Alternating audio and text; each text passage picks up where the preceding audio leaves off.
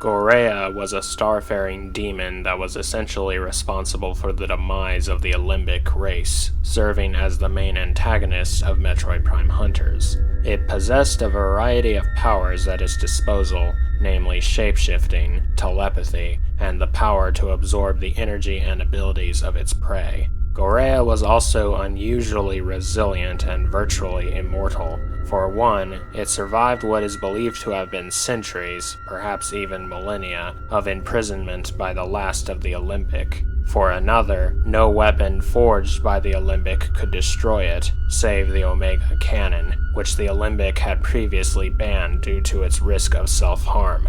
It is this same weapon that Samus Aran used to defeat the beast once and for all. That is basically all that is known about Gorea. Otherwise, where Gorea even came from, for instance, is an utter mystery, leaving players to speculate on its origin. For example, was Gorea from Phase, given the similarity in emergence to the Leviathan meteors? The answer is more than likely no, given the lack of Phazon in the Alimbic cluster, and due to the fact that Gorea, upon crashing on Alinos, not only seemed to comprise the entirety of the meteor itself, but also first appeared as a vapor of sorts. Although Phazon bioforms and the like possess similar shapeshifting and energy absorption abilities, there has been no precedent elsewhere of a Phazon-based gaseous creature, save for perhaps one of Dark Samus's forms. Nevertheless, that which is corrupted by Phazon is bound to the will of Phazon, and the will of Phazon is to corrupt all with itself,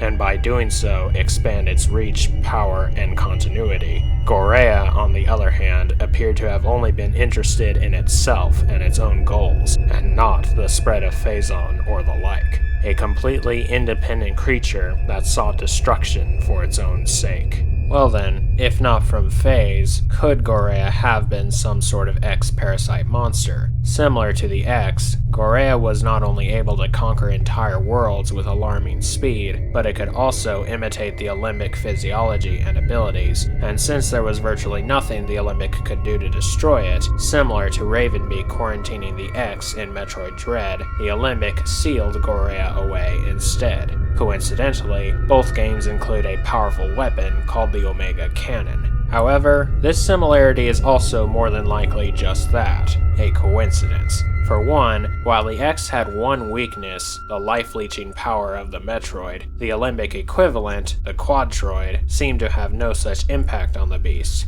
Now perhaps this detail only goes to show the inferiority of the Alimbic version, but don't worry, there's more. For instance, the methods in which the X and Gorea extract the abilities and appearances of others are entirely different. Further, similar to Phazon, the X are bound to a sort of hive mind will that demands more form and the consumption of all. Gorea, on the other hand, seemed perfectly content with merely destroying the Alimbic on its own without even asexually reproducing per the X's instinct. Now perhaps this detail is unimportant or even irrelevant given it is unclear just how long the conflict with Gorea was, but even if that were the case, there is still no precedent for the X being able to infect a gaseous creature, and this is relevant of course since, again, the first form Gorea appeared as upon planetfall was a vapor. Perhaps in theory, an X could accomplish such a thing, but even so, if Gorea were an X, then upon defeating it, Gorea should have simply devolved into a free-floating X, or perhaps a Core X form, as is the case with every single instance of an X monstrosity's defeat. This is of course not at all what happened. There is, however, one other possibility of Gorea's true morphology, and that is that Gorea may be a Miteralis. This obscure creature is from, or at least found on, the planet Bilium, the closest planet to its sun in the Talon system. It is described as a sentient and gaseous global exterminator virus, and its presence on Bilium is so ubiquitous that the space pirates classified the world as a quarantined planet. Sounds a lot like the Dichoronium cloud creature from Star Trek. So then, other than the two entities sharing a gaseous form, what other similarities are there between the two?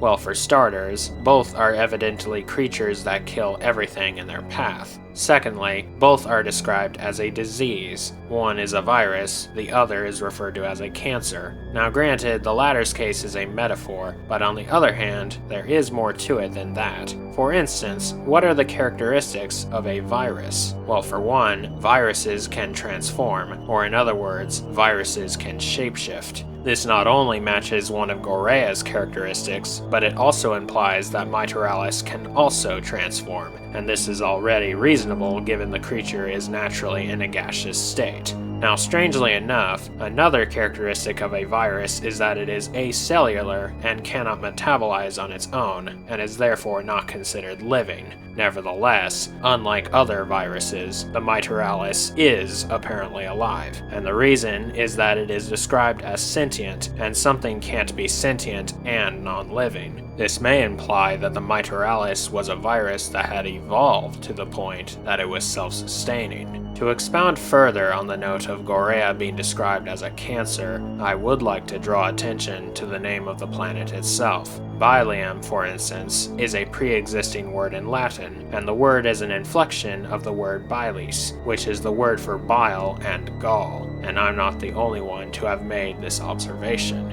Interestingly, there are cases where cancer can form in either the bile duct or in the gallbladder, but there's more. The word bilis also refers to choler, anger, and madness. These characteristics match both Miteralis and Gorea, the latter especially as Gorea seems to be the very incarnation of wrath and senseless violence themselves. It is here I want to draw attention to the name Miteralis itself. At a glance, this name looks rather akin to words like Borealis and Australis, which are of course the names of the aurora in the North and South Poles respectively. This is an interesting note not only due to the fact that the auroras themselves are caused by solar winds colliding with the gases in the Earth's atmosphere, but also due to the fact that the very first form Gorea appeared as to the Alimbic before planetfall resembled a comet of sorts. Comets and auroras bear similarities not only in appearance in the night sky, but also in that the light of both is caused by the sun particles interacting with the gases involved. That is at least what can be inferred when looking at the word Miteralis as a whole, but from a more analytical approach, the name can be split in half, and by doing so, we are left with the words miter and alice. A mitre is a bishop's hat, but it is also the name of a predatory mollusk named after the hat. Interestingly, the Alimbic, their emblem, and their cybernetic creations, the slinch especially, all seem rather molluscan in appearance, and it is the Alimbic form specifically that Gorea imitated. Next, Alice is Latin for wings, and while that would certainly be attributable to a gaseous entity, it does also describe Gorea's solid forms as well, since Gorea can fly. In fact, one of Gorea's forms is referred to as the Flyer. Hence, the name Miteralis could literally refer to a winged or flying predatory mollusk, which isn't entirely unlike Gorea at the very least. As an interesting side note, the portion of the Alimbic prophecy that mentions wings describes the wings as being made of smoke, and that which became the smoke was an orange blaze, like the blaze of a meteor. There is one final and curious note concerning the Latin word for wings, and that is that Gorea's final form looks strangely bird-like. Other than the obvious further connection to the word Alice, why is this worth noting? Well, where is the planet Bilium located? The answer is the Tallin system, a system that includes two famous Chozo planets, namely Tallin 4 and Zebes. The Chozo themselves, of course, being avian humanoids. This may insinuate that the Chozo who colonized the system had attempted to colonize Bilium as well at one point, but found the endeavor impractical for obvious reasons. However, the Miteralis didn't forget their Chozo visitors, and while conquering the Chozo themselves may have proven to be too much of a chore for them, one of the Miteralis, who remembered the Chozo, departed from Bilium to satisfy its bloodlust elsewhere, and this particular Miteralis was named Gorea. Interestingly, the world Gorea made planetfall was Alinos, which, like Bilium, is also the closest planet to its sun, as though the creature wanted to feel right at home before adapting and ensuing its rampage.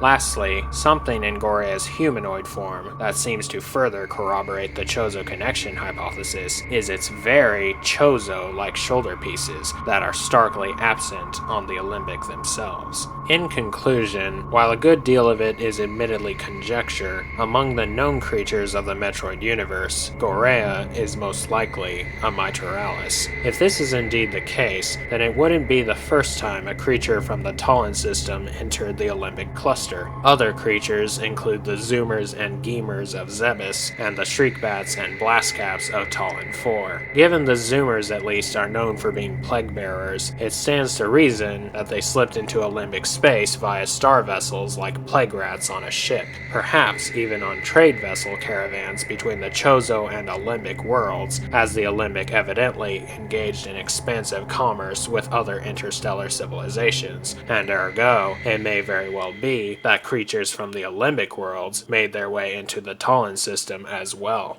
For instance, given how the Quadroids and Petrocils predate even the Metroids, it may be from these very Alimbic creatures that the Chozo drew their inspiration for dealing with their X problem in the first place. But perhaps there was one other plague bearer that accompanied the vessels bound for the Alimbic cluster. Noting the frequent entering and departing of vessels in its system, one particularly adventurous and determined Miteralis left its homeworld and followed one such vessel, eventually finding itself in the Tetra Galaxy and the Alimbic cluster. Upon seeing it from afar, the indigenous Alimbic mistook it for a comet and thought nothing of it. Sadly, this would prove to be their worst and most fatal mistake, as the supposed comet, the Miteralis, that crashed down on Alinos, was none other than Gorea itself.